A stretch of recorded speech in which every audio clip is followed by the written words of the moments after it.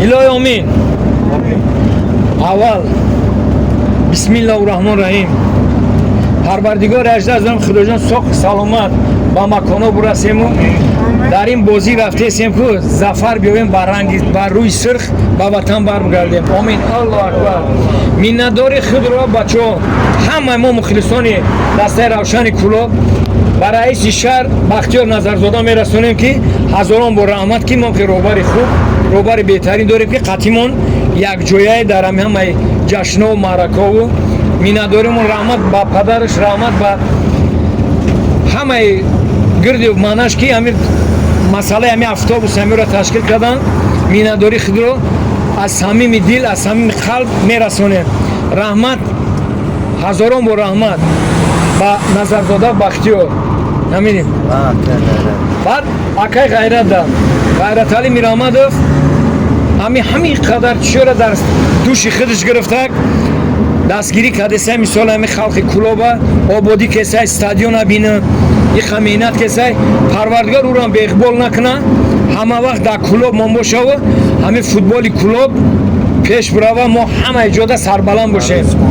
برای سپانسرها اکای ظاهرشو شما دم رحمت کلان برای همین قدر دستگیریتون حاجی شریف همه ما با شماییم در آبادی ملک در تنجی امانی کلوب جان و وطن تاجیکستان همه وقت پریودیم با پیشیم. کلوب جان با پیش تاجیکستان با پیش.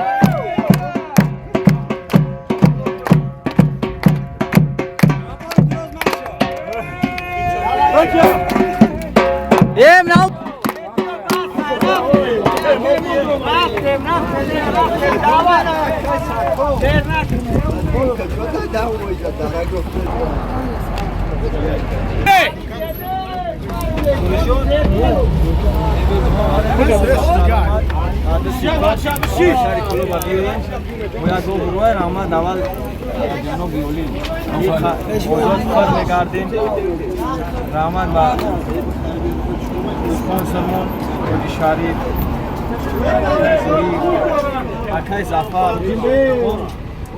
اکای غیرت علی که خیلی قدسگیری میتونه رئیس شهر هم آدم این ادوری خودم میرسونیم بی خداوند دایم نخلی با پاسی و بلندی دستگیری ممکنه ما همه وقت خطیش هستیم خطیشون هستیم Inşallah. صبح خوریم با سلام Sağ bala.